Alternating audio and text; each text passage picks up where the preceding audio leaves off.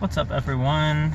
My subject today of discussion is going to be for teachers about what do you think the limits of your teaching are.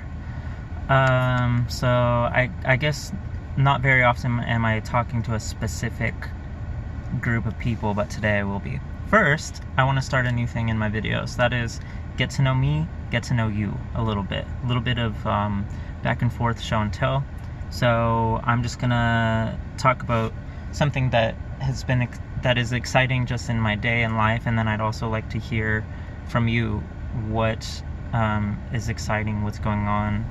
It can be just little things in your day-to-day, or like generally what you're dealing with. But I'd like to have that dialogue with my listeners, honestly, like all the time. Like, what would my ideal situation here with what I'm doing is to start creating a community of thinkers that challenge each other. That would be awesome. So anyways, a little bit about me today is I found a new plant today that I didn't even know existed, and I bought it. It's called a ZZ plant. Look at it. It's so like shiny, like glossy, that it doesn't even look real. Like, it looks fake, but it is real. I got this at Worldwide Cactus, where they have a lot of exotic plants, which is super cool. I'm gonna be repotting some plants today, so I just thought I'd add something to the lineup while I was at it. So tell me something, if you want. I'd like to know what your favorite plant is, and like, okay, tell me how many plants you have and what your favorite plant that you have is, or if you don't have your favorite, what it is anyways. Okay, cool. So on to the subject. Here's my question. Are you confident enough as a teacher? Are you so confident in your teaching abilities that you think you could teach somebody a skill that you don't have? Can you teach a student a skill that you don't have? Because if so, think about what that means for the power of a teacher. How much could be accomplished in a teacher-student relationship if it is true? How could that be true? Let's say there's something you've never done before, and a student, okay, for me, like ice skating. I'm not a really good ice skater. I've skated a couple times, but it's not technically like a skill that I have. It's an experience that I've had once, but it's not really a skill that I've had. Let's say somebody came up to me and said, hey, will you give me skating lessons? I want to learn how to ice skate. I could look at them and say, are you crazy? I have no idea how to do that. Why would you ask me if I could teach you that? Or I could say, you know what? I think I could get you there. I think I could make you a great ice skater. And they say, really? Like, yeah. I think I can get you there. In what way could that be true? And here's the answer. And if you are a teacher, I want you to think about this. And if you don't consider yourself a teacher, I want you to think about the idea that you might actually be a teacher and not know it. I really believe everybody's a teacher. I believe everybody has something to teach, and everybody should have in their repertoire of skills the skill of teaching, because everybody in their life will have a chance to teach somebody something else. Especially if you end up having children someday, you are not only a parent, you are a teacher. Whether you're homeschooling or not, you're teaching. I think everybody should have the mindset that they have a skill that is teaching, and then how confident are they in that skill.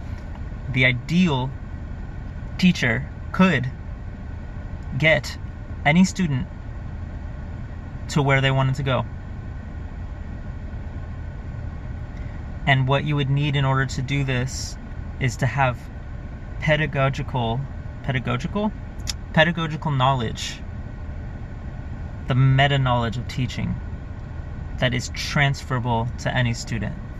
If you understand how progress works, if you understand how to effectively collect information, how to effectively practice, how to effectively watch and learn, how to effectively set goals, how to effectively set tasks, deadlines, how to effectively assess. If you know how to do all these things well, you could take any student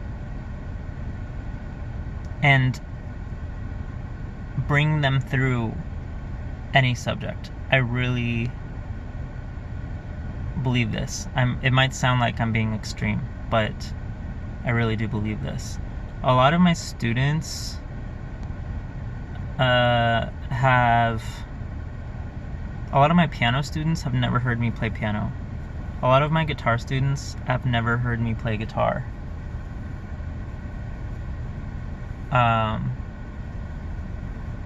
Obviously it helps that I play and know these things well, but I could imagine a world in which I did not actually know how to play these things, and in which I could still teach them. Here's what I would have to be able to do. I would have to be able to sit with the student and ask them what they're wanting to do. They would need to be able to clarify what they're wanting to do, show me what they're wanting to do, and like ideally when they would like to be able to do it. And I believe I could sit down with them and say, all right, what is your obstacle? Okay, well, like, okay, so what is your goal? What are your obstacles to that goal? And if they could say an obstacle and be like, okay, so can you do that? Can you attack that right now? Do you have a strategy for getting over that obstacle? And if they said no, I'd be like, okay, why not? So it's an obstacle towards the obstacle. And then if they were able to approach that obstacle, then we start there. If they can't, then we have to find an obstacle towards that obstacle.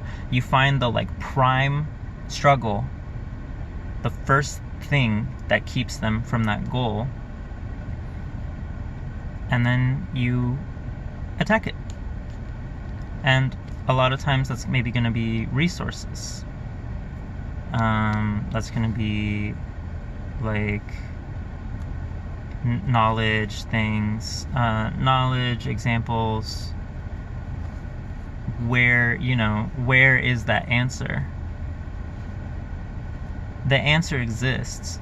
This mindset of teaching, this pedagogical mindset, starts with the answer exists.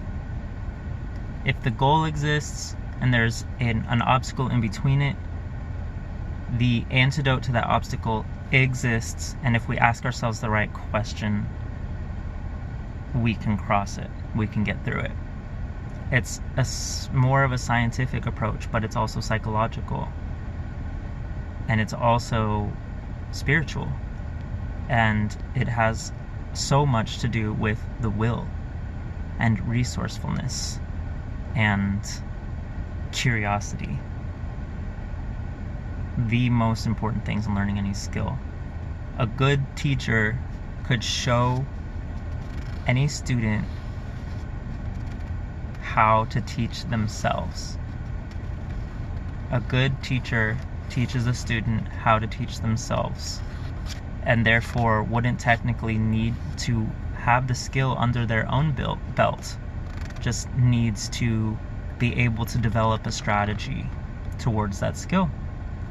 And if you can do that and align the student with their own will, their own willingness to show up and do the work, I really think that this is possible.